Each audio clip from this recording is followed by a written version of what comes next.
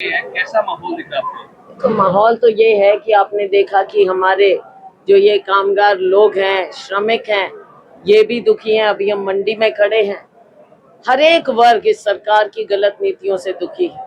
हम चाहे ग्रामीण क्षेत्र में जाएं, चाहे हम शहरों में आए, दुकानदार है, श्रमिक है, छोटा उद्योगपति है, सभी लोग आज के दिन इस सरकार की गलत नीतियों से त्रस्त हैं और लोग इंतजार में हैं कि कब 25 आए और हम अपना वोट का इस्तेमाल करें इस सरकार को हटाने।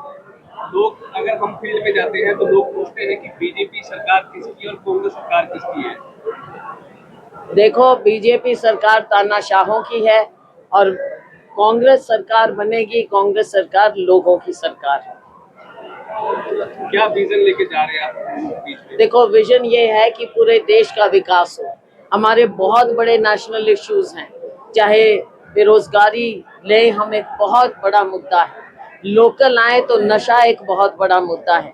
हर जगह इस सरकार के, क्योंकि यहाँ भी सरकार थी भाजपा की, केंद्र में भी भाजपा की सरकार रही, तो दोनों जगह अलग अलग मुद्दे हैं और सबकी अपनी अहमियत है। आने वाला समय बहुत चुनौती वाला है। देश को दोबारा से सही रास्ते पर हमको लेकर आना है और सबके सहयोग से हमारी सरकार बनेगी। हमने फिर से देश में लोगों का राज कायम करना है। मैम, अभी आपने अपनी स्पीच में जिक्र किया कि सरकार सभी को मजदूर बना देना चाहती है। मजदूर नहीं, मजदूर को भी गरीब बना देना चाहती है। मजदूर तो मजदूरी मांग रहा है, उसको मजदूरी भी नहीं मिल रही, काम भी नहीं मिल रहा, उसका काम छीना जा रहा है। जो ईमानदारी से वो काम करता है, सुबह से रात तक अपना पसीना बहाता है, आज आप उसको उससे वो भी छीन रहे हैं।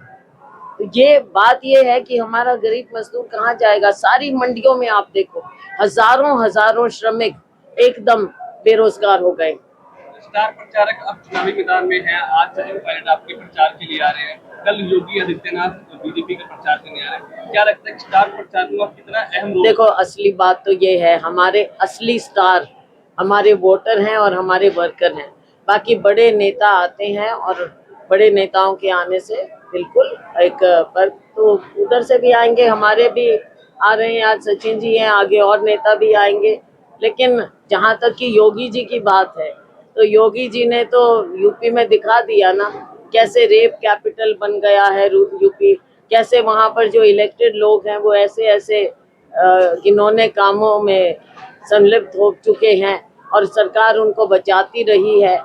चाहे हम अपने रेसलर्स की बात करें, चाहे हमारी जो लड़कियां हैं, चाहे यूपी में जो रोज कांड होते हैं उसकी बात करें, तो यूपी को वो संभाल लें, यहाँ पर आकर क्या संदेश देंगे। और कल आपके पुराने साथियों उत्तराखंड के पूर्व विधायकों ने कुछ एलिगेशन लगाया कि आप उत्तराखंड के नहीं, वो लाए हैं। हाँ, देखो, साथी तो कौन होता है। अब लोगों का स्वार्थ इतना बढ़ गया है कि पार्टी में जब तक उनको जो उनकी इच्छाएं हैं सारे टिकटार्थी हो जाते हैं। हाँ, और फिर भाई आके किसी को लाए, या भाजपा कहाँ से इनको उठा के लेके आई है मुझे तो पता नहीं। जिनको पार्टी ने ही मुनासिब नहीं समझा भाई काम करने के लिए, टिकट सारे टिकटार्थी थे।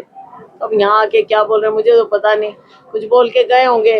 आप उनको बोल दो, प्रूफ ले आओ भाई, जो भी बात है। सैलजा पे आज तक तो कोई उंगली उठा नहीं सका। यही लोग हैं वहाँ, भेजे गए हैं, क्या करोगे, करने दो।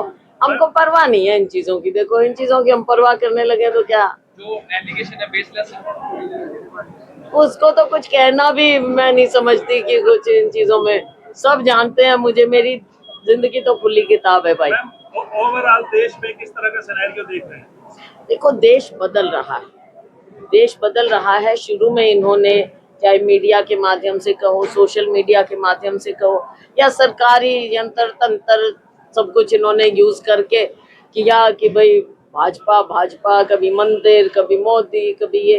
लेकिन जैसे चुनाव आगे बढ़ रहा है, अब 4 चरण हो गए, 5वां चरण हो रहा है कल, तो बहुत बदलाव हो गया है और पूरा विश्वास है कि 7वें चरण तक तख्ता पलटा जाएगा। लगता है कि 400 फुट निकल जाएगी।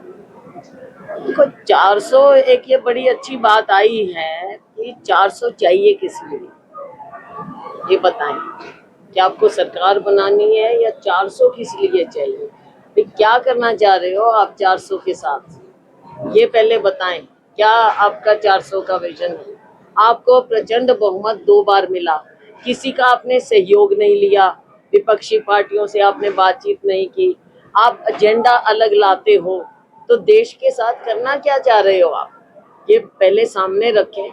10 साल में लोगों की भलाई का, लोगों के कल्याण का एक भी इन्होंने कानून नहीं किया, एक भी।